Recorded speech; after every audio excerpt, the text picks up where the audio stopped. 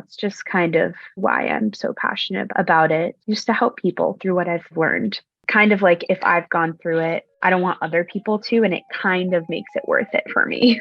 Net positive.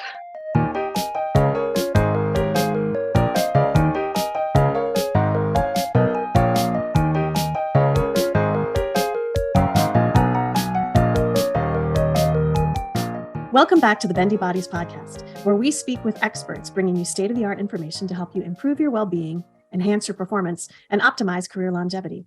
This is co-host Jennifer Milner, here with the Hypermobility MD, Linda Bluestein. We are so glad you are here to learn tips to live your best Bendy life. This information is for educational purposes only and is not a substitute for medical advice. I'm Jennifer Milner, a former professional ballet and Broadway dancer, and I struggled my whole career with hypermobility-related injuries and issues. Now I train dancers and want to make sure the next generation of hypermobile artists are better equipped to work to their fullest potential. I'm Dr. Linda Bluestein, and I started Bendy Bodies to educate the hypermobile community. Despite being a physician, I experienced decades of symptoms before being finally diagnosed with hypermobile EDS.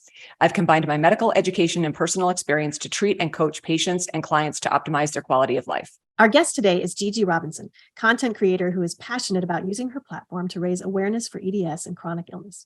Gigi's podcast, Everything You Need Is Within, discusses body image, chronic illness, mental health, and identity from a Gen Z point of view. Hello, Gigi, and welcome to Bendy Bodies. Hi, thanks for the intro.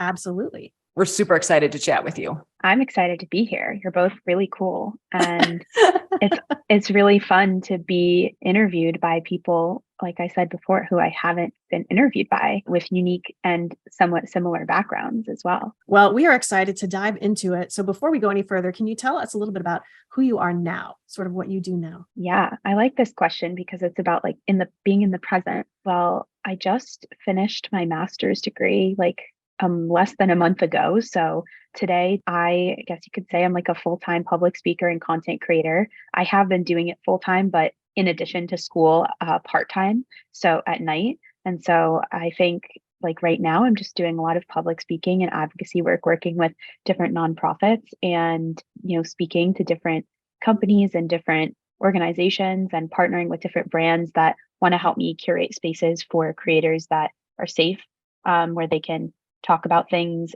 and not create content, or create content at their own, just to have fun and shoot photos with friends instead of like going to an event for the sole purpose of like just taking photos and posting photos. Like you don't always have to do that. And so I think it's really cool that that's what I get to do. And that's what I'm working on this year. That's awesome. And there's so many things we want to discuss with you today. But let's start with your medical journey.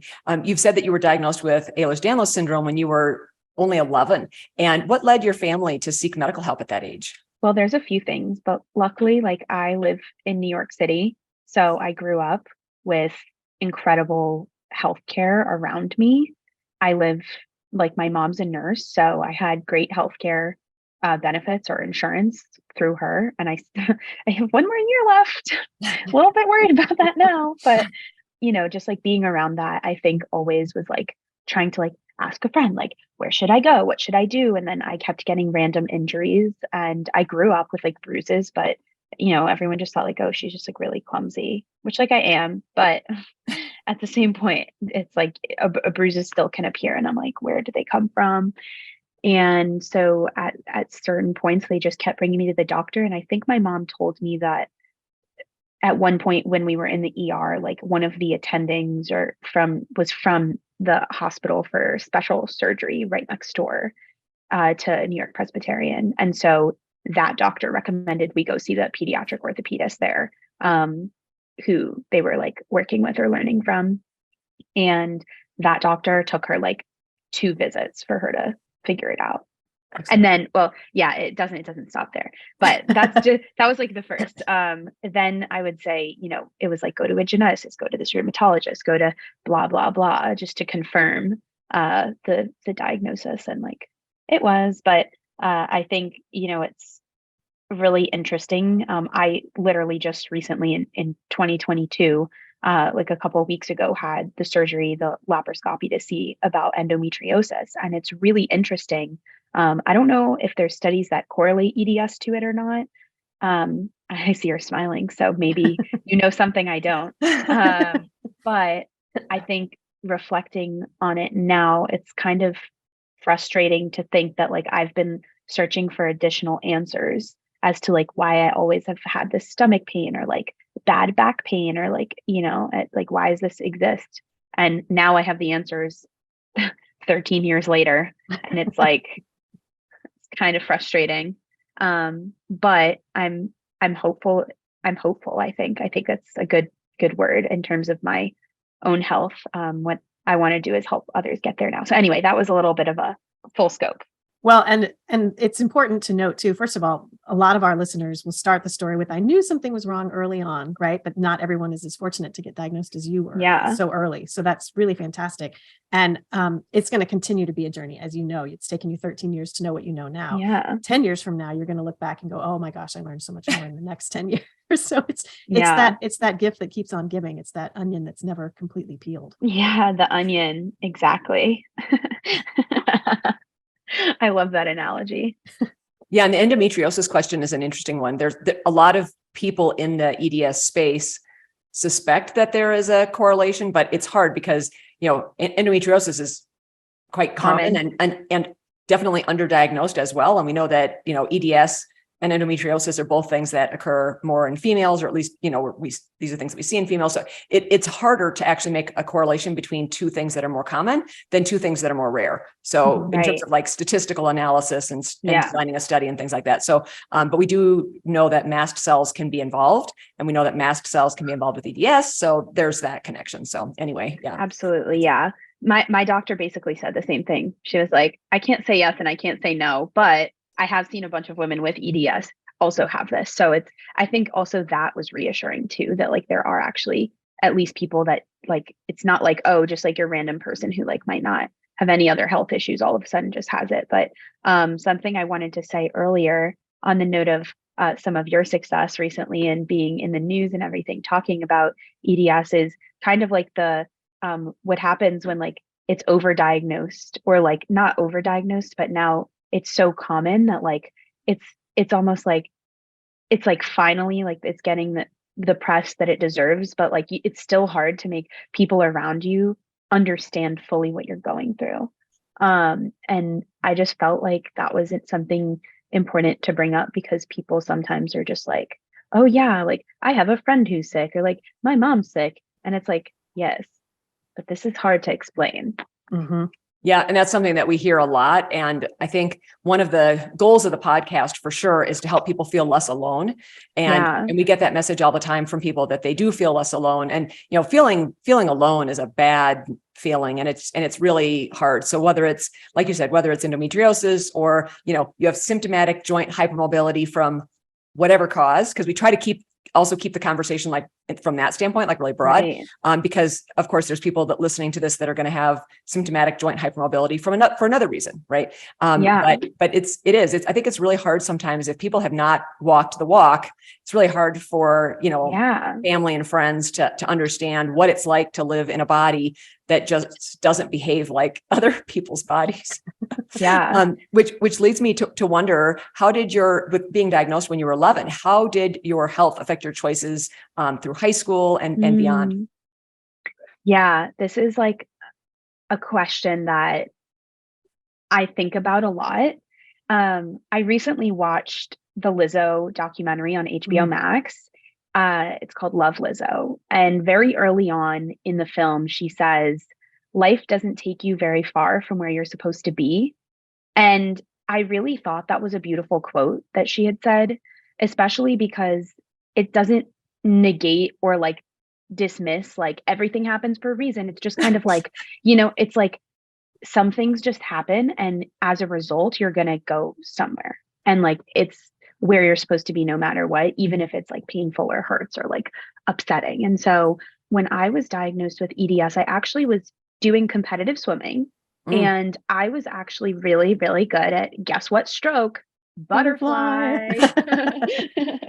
And it's like, nobody's good at butterfly naturally. And you have to train to be good at butterfly. I just could rotate my shoulders so quickly. And I remember this was, after I'd fractured my elbow first, and then I had fractured my ankle, and then I had to kind of stop around then. And my doctor said, if you keep swimming, you're going to have issues. So you should just stop while you're here. And I'm like, 11, I'm like growing up. I like haven't even got my period yet. I'm like, I don't know how am I supposed to stop doing the thing I love? Ah. And so I end up just like doing something else, which was art. I always liked art. Like I was always a crafty girl, but I had picked up my dad's camera and I started just like documenting as much as I could and making art and using that almost as my like escape. Like if I could learn something else that and I could get really good at something else, then maybe I would feel like accomplished or better, or like just even the sense of like learning almost became addictive to me because it helped me focus on something other than how I was physically feeling. Um, and to be honest with you, that has lasted all the way up until 3 weeks ago when I just finished grad school. So this is like a very real thing that I'm actually dealing with now to this day, is this entire realization of like I was using school to dismiss my health issues. Mm. And so and my hobby even became that too. And so it just became really something that I loved. I loved telling people stories and doing something that was like not about me. And it wasn't until I got to college really that I dealt with ableism from my teachers and Mm. things like that. And my friends around friends where they just didn't understand. And I went to the University of Southern California, which is 3,000 miles away from New York City. And, everything I knew and my doctors and had to get reacquainted and explain myself and go through doctors that didn't understand EDS that like said they did online or like so on and so forth. And so it was really once I went through that I realized although I had a diagnosis, like I didn't know how to stand up for myself and like Mm. really advocate for myself because it was like, I already have a diagnosis. What else is there to do? Right. Um, and so as I went through those experiences out there, I think I really learned a lot about communicating, knowing what I need to communicate, knowing how to communicate it, knowing, what's something that's me being ridiculous versus what's something that like I wouldn't want from a friend or a partner or like a teacher, even, when do I seek that extra assistance from the disability office? And as I was doing that, I was building my social media and eventually I ended up sharing my art that I was making. I was documenting, people with EDS in the local EDS support group area for a project because a teacher didn't believe me. So I was like, you better now. Let me show you. Exactly. And then I did, a series of self-portraits at the hospitals. Like I would literally sneak my camera in my backpack into the hospital. I don't know if this is legal or not. I always am like, okay. I talk about this very lightly. But I, brought my camera and I took photos inside the office of myself there. And those were my critiques. And I did color studies. And as I did that, it was like a form of like it was a form of validating my experience. And from that, it helped me have, I think, the power to talk about it. And as I talked about it in person, I also talked about it online. And that's really where like it got me to where I am doing what I'm doing today. That's so interesting. It's almost like a full circle. A lot of people talk about hitting that EDS wall. Like they're great until they're not great. But it sounds more like you hit a preemptive wall when you were 11 and the doctor was like, well, you should know, you should just quit now, which may not have been as harsh as the doctor said it. I don't know. He may have been much gentler, but to hear something like that preemptively and for you to think, okay, well, I'm going to figure out a workaround. And you started pursuing something that in a sense didn't require you. You said you were documenting other people and looking at other things and creating art that wasn't so dependent on you physically. And yet it came around in this wonderful full circle to be the art was sharing yourself in a very authentic way to educate others. So it's really interesting how you sort of grew into your diagnosis without really losing your stride. And I'm sure it was much more difficult than that. And there were ups and downs, of course, but just that as you grew into it, so did your voice. And I think it's really interesting what you said. You said, although you had a diagnosis, you hadn't really learned how to stand up for yourself and advocate for yourself. You did grow up in a very wonderful bubble of knowledgeable people and medical people in your family that were able to advocate for you. And stepping out, you didn't just have to learn how to cook, more than ramen noodles or whatever most college students do, but you had to learn, oh, some people won't take my diagnosis and go, oh, okay, I understand that means I need to X, Y, Z. You had to educate them. So that's really such an amazing burden. use of that time. Yes, it is. It is. But that's such it's an amazing use of that time. one of the many hats that you have worn is that of a swimsuit model. And you're also an advocate for body positivity. So did one thing encourage the other? Did you get a lot of feedback? Do you get a lot of feedback from teenagers struggling with body positivity? Oh, yeah. I mean, I think, when I saw this one girl win with SI, she was from USC and I had met her. I'd met her before this, like at college. And I was like, oh, like super cool, like whatever. And she won it. I was like, when that happened, I was like, if it's possible for her, like it's also possible for me. So like, why not? When somebody does something, especially if it's like within your reach, it makes almost like a dream, like truly like reality for other people, I think. And I think that's like a cool way to look at competitions in some ways. And so, because that's really what it was. And so I entered, an open casting, and I just knew that like I didn't want to do it for like any reason, because like, I think SI is a very body positive network for the most part, and they have been pretty inclusive of different body types, with the exception of, disability and chronic illness. And I saw a lane and an opportunity to use my story to help other people.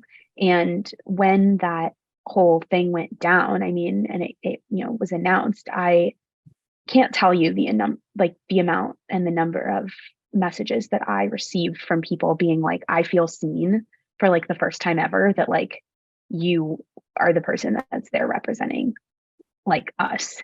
And that was like that was the point. That was the whole point of doing that. It wasn't about, I mean, yes, it was about like achieving SI status, but like I don't model full time. Like that's not my life work. My life's work is helping people. And what better way to do it? And so, and also help people, with body positivity, specifically people who maybe can't always work out. I did this one interview during that time. It was with the US Sun, and it was on what I did to prep for the shoot. And I really liked this interview because she asked me questions about like, well, did you, go get, body sculpting or like work out or change your diet? And I was like, no, like I didn't. And the reason is because like, one, that's not who I am, but two, like I don't have the spoons. Like I'm not, I'm good just as I am. And I know that. And if I physically had pushed myself, I would have felt miserable and I would have not performed my best. And I think just that in and of itself was like enough to like recognize that. And talking about that was really important to me. So that was another part of the message of like going and doing it. And not like, did I get a facial and a spray tan? Yes, I did. But like that was because I wanted to like, treat myself. It was an exciting shoot. But that wasn't like body altering. So yeah, that's just a little bit more on that. That's awesome. Now, in case someone has been living under a rock and maybe isn't completely familiar, so SI, you're talking about Sports Illustrated, right? Correct. The swimsuit edition. Can you maybe just back up slightly? And like I said, for that, like those two listeners who maybe are like, I'm not sure what she's talking about. Yeah. So there's this thing that they have every year, or they've had it the past couple of years, called the Swim Search, where they basically have an online open call casting for anybody that wants to, they call it like being a hopeful, like who's hopeful of getting into the magazine. And again, like it really wasn't about like doing it for the sake of getting into it. It was doing it for the sake of spreading a mission. And so I literally felt called to enter it, and I just did it. I just went for it. And I think it was also really cool because it helped me raise awareness for EDS, and it got a lot of press. Like I've been in Glamour, Allure, New York Post, US Sun, Fox News. I mean, Pop Sugar, like left and right about this. And I think it's just like, I was just like, if the world needs me to be the EDS girl, then so be it. Like I will help people. I will help people this way.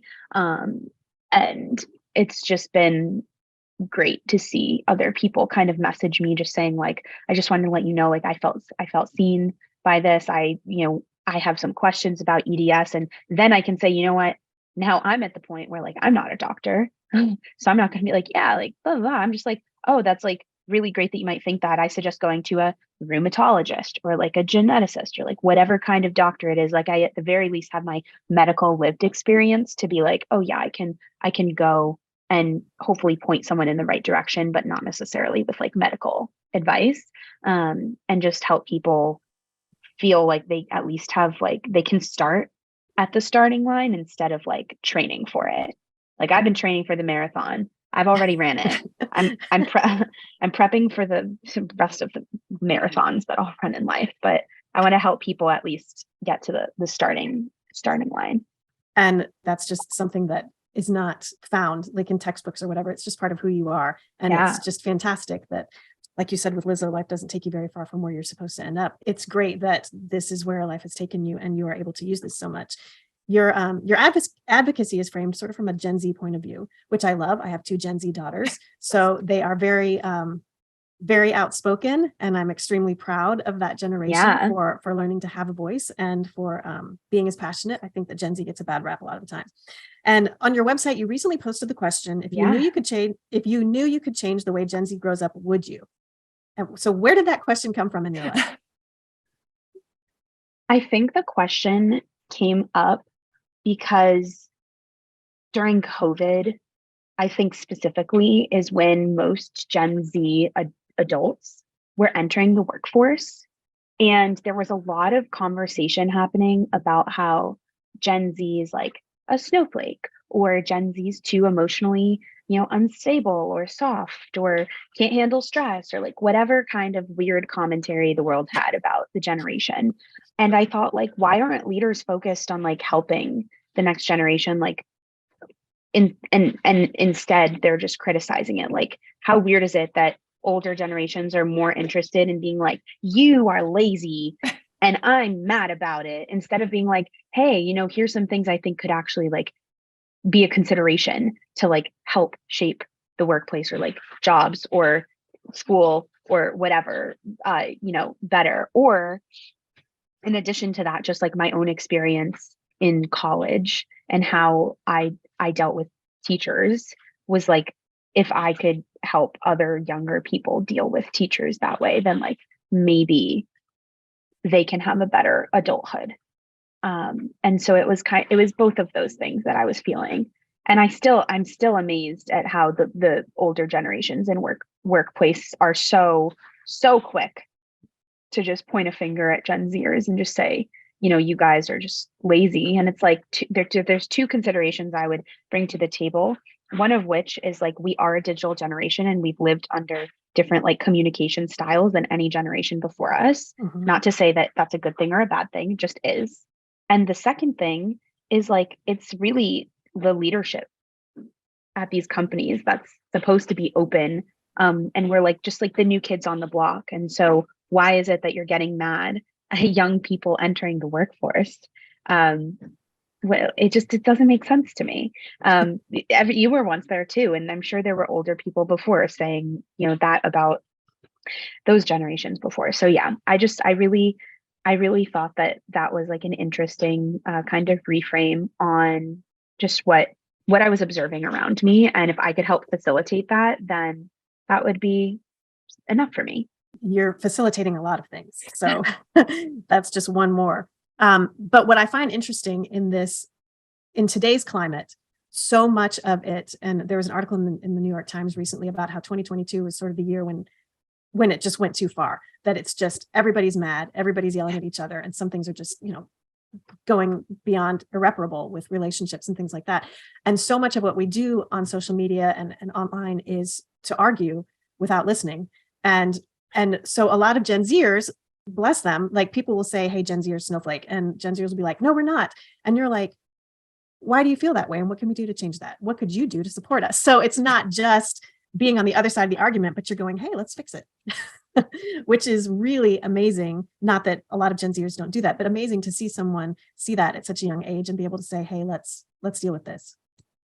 And I feel like you have done that with your advocacy for body positivity, your advocacy for EDS. There's so much of that you kind of take on. And I think your generation has been speaking up because you are so tech savvy, because we were in isolation for a year and sort of using that. And there was so much just social justice going on as well. But it's really amazing. And I just have to ask, was there any support or pivotal person in your life that sort of mentored you or showed you that way of facilitating and mentoring others? Yeah, this is like a fantastic question. I have said this before, but I grew up in a Tony Robbins household with some, Tony Robbins fans. And like, I think if there's anything I've learned from that, it's like you don't need to take every piece of the pie from a certain kind of learning. So, like, is he 100% right? No. Like, I think there's some things that don't resonate with me from his teachings, but that's okay. And so, something I did leave out also of my like medical history is like I really did have a mind over matter situation where I was like, oh, it's going to get better if I just do PT or if I just like ignore it or distract myself. And I didn't take medicine until August of 2021. And so it's still relatively like new in my life. And only good things have happened since I kind of like accepted that. But I think part of it was just trying to always have a positive reframe on things. But something that also is important is like acknowledging that you can still feel like sad about the situation. Like it's, but you can choose to also have like a reframe on it. You can choose to have a positive thought. And honestly, I just like feeling happy more than I like feeling sad. And so I just part of it's just like me, and part of it's just like I've gone through a UPW before, which is Tony Robbins, basic conference, and I resonated with a lot of it. I thought it was really great to go through it, and I love all of these motivational speakers like Mel Robbins and Gabby Bernstein and Ed Milet. I mean, I listen to all of them here and there, and I think there's so much sad negative stuff, and like also on the note of Gen Z just being so like quote unquote snowflakey. It's like we're thinking about like, is it even worth it to buy property now because you know the economy's so bad, or because our house could get destroyed in a natural disaster, or you know is it going to be a safe climate in 50 years? Like I don't know. So I think our generation is like really the generation that's going to see the decisions of older people out, and like that's really scary to think about, kind of like the demise of life as we know it. And like, is that going to happen in my lifetime? I don't think so. But like, it's kind of inevitable. We're seeing natural disasters and record breaking heat and cold, and it's like a scary thing to think about that I think a lot of us are almost paralyzed by, because we're so connected to our phones digitally, and we're receiving so much of that information like without, it's almost like we don't even have permission. It's just like it's coming towards us through our feed, like we're scrolling. It's not something we chose to look at or turn the news on and see it. It's just there, and it's integrated into algorithms now. It's not even something that like we literally don't have the choice to see. So when I think about that and have conversations with my friends about the serious stuff, the only thing I'm thinking about is like, how can we just like think about positive things in these moments? So yeah. And we are living in some really heavy times. And I think it's great that you're speaking about mental health, especially because for your generation, there's, it's nothing like what I went through when I was a young person, for sure. And, generations, older than me and everything. So it is a lot. And I think it's wonderful that you are, advocating not just in terms of chronic illness, but also mental health issues. Mhm. And how did that become something that you wanted to speak about? Yeah, I think that body image, mental health, and physical health are all connected. I mean, they Mhm. are. It's not Mhm. even that I think that they are. Right. Especially for people who live with chronic health conditions, especially for at least every person who has EDS that I've talked to. You can't work out because you don't feel good, or you're scared that you're going to push yourself and hurt yourself, or you do that and you've done it one too many times and you take one step forward and five steps backward. And then so you don't work out, and then you either get negative comments or you feel bad, and then you feel bad about yourself in your mind, so then you're not motivated to work out or do anything that's like productive. And so then it's just like a cycle, and then you're like, fine, I'm going to start it, and you almost like binge you just like push it too far. And I feel like that's like it's like you're trying to compensate. Like I can never just like start and do it like at like 20%. Like it's got to be like if I'm doing a yoga class, like I want to be able to do it all. And if I'm just like I start it and then I can't continue the flow, then like I'll get sad and I'll just like sit there and like meditate and then I'll feel sad that I didn't go through it. And so it's all connected. And that was again part of the reason why I took the stance that I did with SI and like no retouching and no going crazy with the workout or the diet or anything. I think also with EDS specifically, I've had a lot of issues with like eating because I've just had stomach issues. I can't even, doctors can't even explain what makes my stomach mad. I've tried everything from a low FODMAPs diet to going completely vegan at times to not eating anything inflammatory or nightshades, like just ridiculous, like everything. And like while eating on a vegan diet gives me less acid reflux maybe than others, I still get sick from eating lettuce sometimes. Like a salad will just trigger me sometimes. So it's like I can't win here. And then I'm like, what is wrong with me in my mind? I feel bad. My brain's bad. And now I'm getting body dysmorphia because if I eat, I'm sick. And if I don't eat, I'm hungry and feel sick. So what's the medium? And so I think that's kind of a big thing that I dealt with. And then just also the mental like pressure of what happened in college, where the people that I was literally paying to be in their classes for college were saying like, you're just copping out, like you're being a lazy student, like I don't believe you. You have to, this one was my favorite. The teacher said, I don't believe that this is the real Office of Accessibility portal. Like you had to have photoshopped this. And I'm like, I'm literally showing you, like, you think I'm going to go out of my way to code a website to fake needing to use my computer for notes? Like I have a 504 disability accommodation. Like, why are you behaving like this like as a grown ass adult? Like, it's just embarrassing for them. But in that moment, I didn't know how to say, like, take it up with the other person. I don't know what to tell you. Like, why would I lie about that? And it's also a matter of like, if I did say something, would it jeopardize my grade? Like, and students deal with this a lot. And so over the past 2 years, it's just been really great to help a lot of students. And especially, you know, I had someone on my team for a while who had a chronic health issue, and I was able to help them write, you know, their letter to their teachers about, I was able to help them write letters to their teacher about needing the accommodation and what to put in it and the language to use and how to, instead of writing it in a way that's like, would it be okay? Or like, I just kind of wanted to like say that this might be what I need, or like, if you notice I'm not there, it's like, I have a health issue and sometimes I need to take the time off. It's like, one is kind of like explaining yourself, one is asserting yourself. And when you have a health issue, you have to assert yourself in the school situation, or else the teachers won't be receptive back. And so, yeah, that's just kind of why I'm so passionate about it, just to help people through what I've learned. Kind of like, if I've gone through it, I don't want other people to, and it kind of makes it worth it for me. Yeah. Net positive. Right. And paying it forward like that is such a huge, I mean, it does.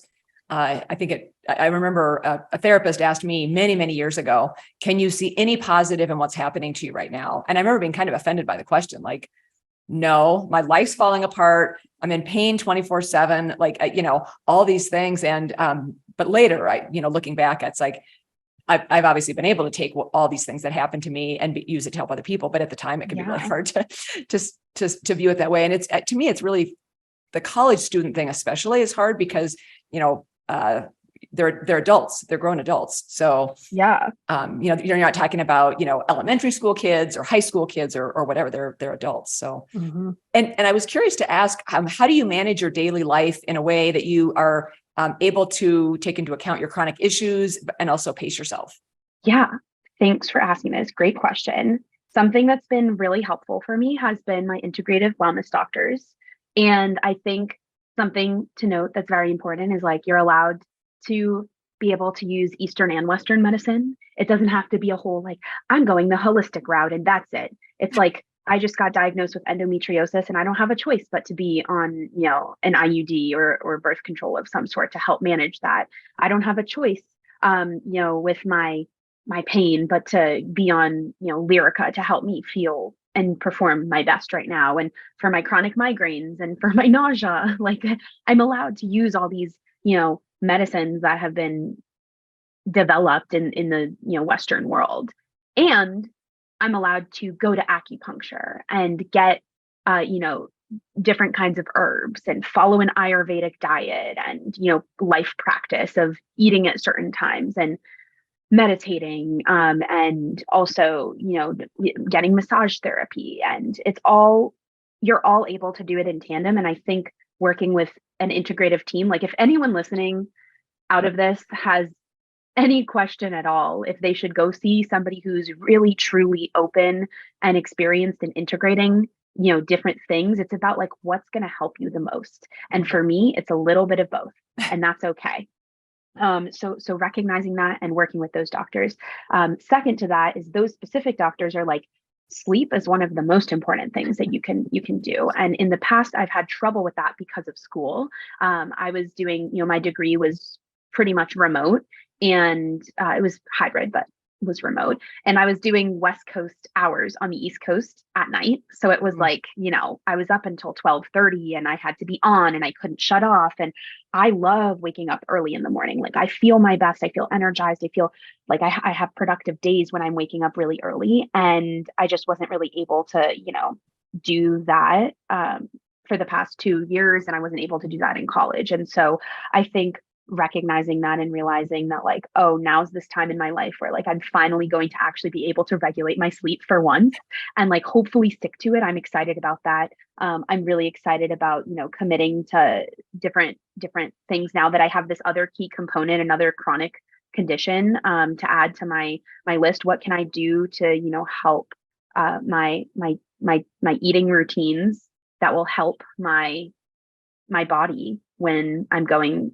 through these like kind of hormonal challenges. And so I just think it's also really important to give yourself grace. Like I think the routine thing is like, from what I've heard, from what the doctors have said, from even just waking up at the same time for a week or not eating, gluten and dairy for like a week, it's like you just feel better, but it's okay if you slip up.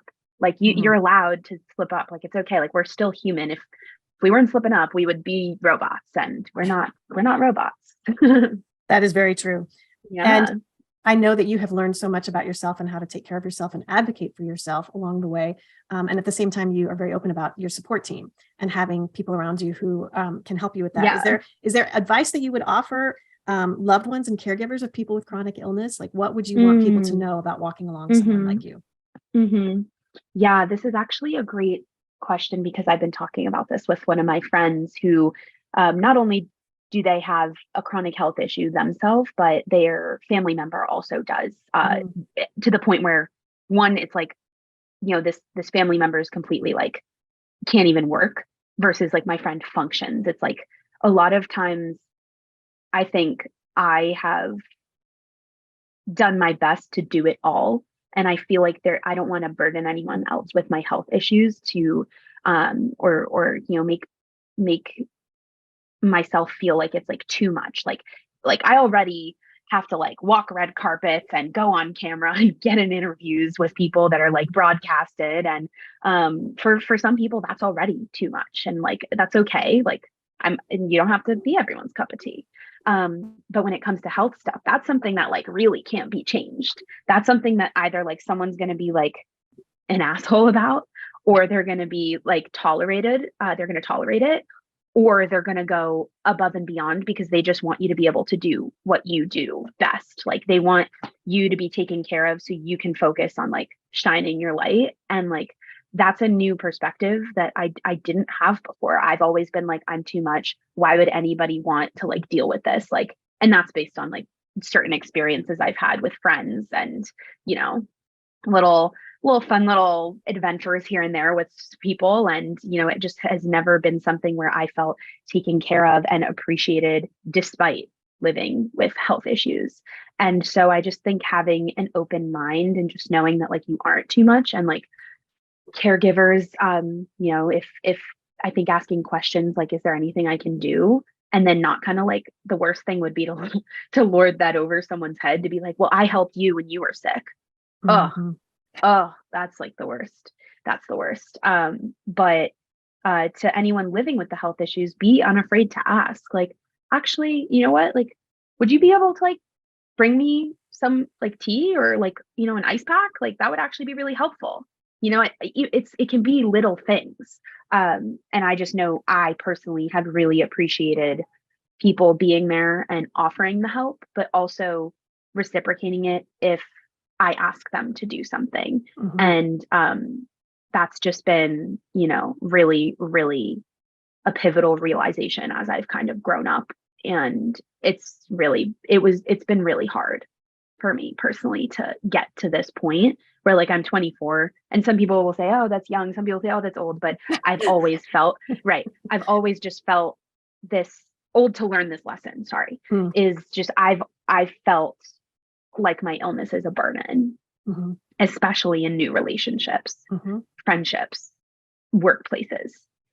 And I've learned that if there's ever a time where I feel like I should say something about my health, then it's the right time to do it. Mm. There's no right time other than that of which you feel is right.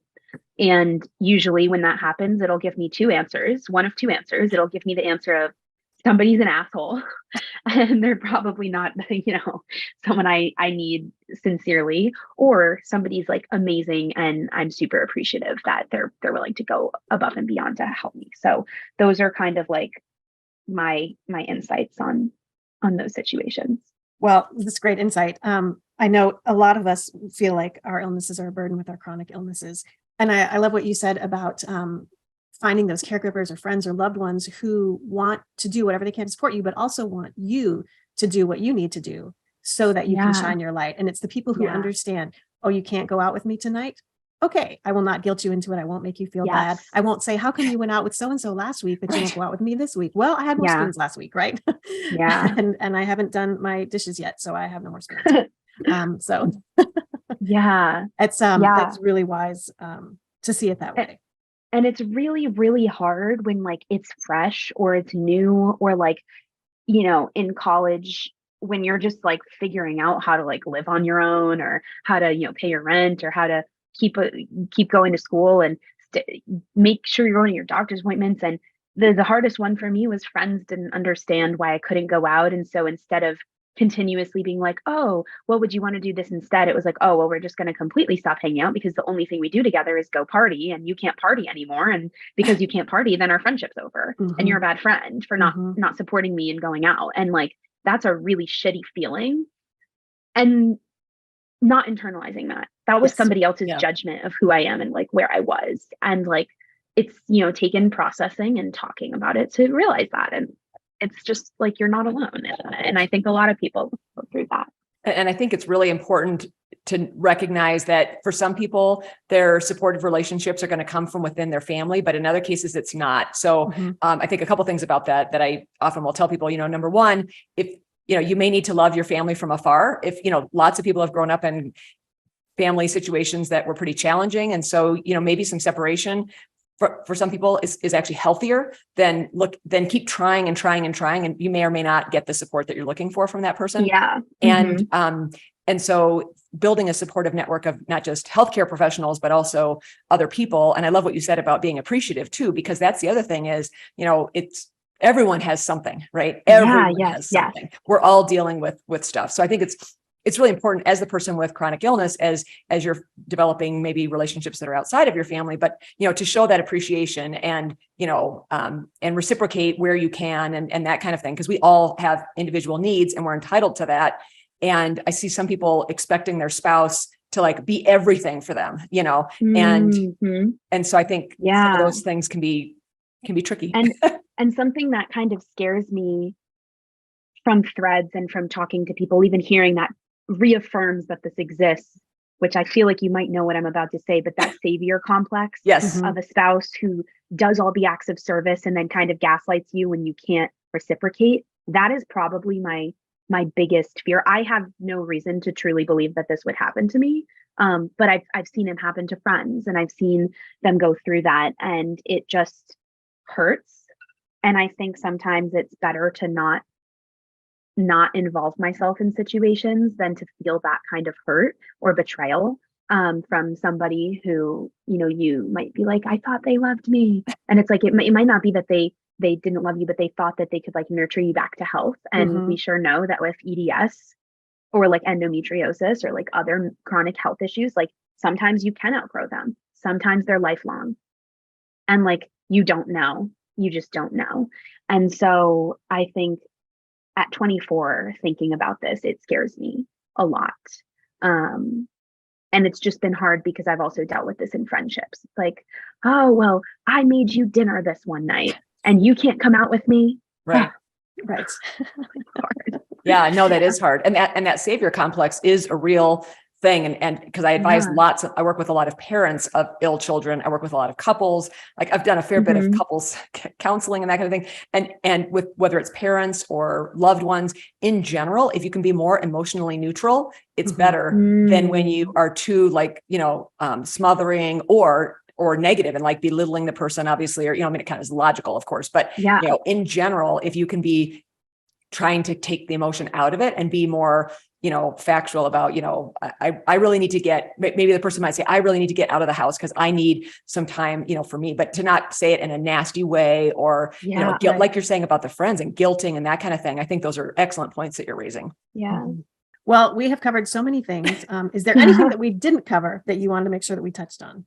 I mean, I think this has been a really fabulous conversation. And like you had just said about even just validating and like hearing that you've talked to so many parents about this. I mean, that's just a sign to like, and almost like I don't want to, what's the thing, like after like a war, they like raise the flag to like call, like, it's like, we're done. Truce, but it's exactly. It's like, we need to like realize that it's not all on the patient. Like there's a lot of coaching and, guidance that could be done for caregivers. And I think it has to do with emotional intelligence. It has to do with like, just like being a good person. I mean, there's so many things that go into it, but overall, there's a lot that still needs to be done. And that's where I think I come in as an advocate, where I have my lived experience and I'm able to kind of say like, here's what worked, here's what hasn't worked. And I can come to people like you, who is a licensed professional. I can say, well, what is something that we can, give as a takeaway with like, not necessarily medical advice, but, some more credible than your average, patient that you might be talking to. I think that's another fear of mine at times, where it's like, people are like, why are you advocating for mental health or for chronic health issues? Like, you're not a doctor. And I'm like, you don't have to be. Like, everyone has something. You don't. And it's okay. And it's great that you differentiate because, Dr. Bluestein is an expert medically in these fields, and I'm an advocate medically in these fields. And I don't pretend to be an expert. And exactly. And then I'm an expert in the Pilates sessions, and she's an advocate because she knows what it feels like on her. So as a patient, and it's like, it's like we should just all work together to like make everybody feel less alone in their journey of their chronic health, and hopefully help them in the way that they're living their life. So that's what I have to say. It was really, really such a pleasure talking to both of you. Well, it's been fantastic speaking with you. And I think what we said earlier about hitting that EDS wall, it's like you never hit the wall, but life gave you a lemon and you're like, oh, I'll make lemonade. And life gives you another lemon and you're like, oh, I'll make limoncello. And then you get and you're like walking around with these baskets of lemons, and the more lemons you get, the more different things you're making, and you're feeding all of these people. It's really, it's really wonderful how you have just continued to turn outward with it and use your experiences. If people want to learn more about you, want to listen to what you have to say, where can they find you?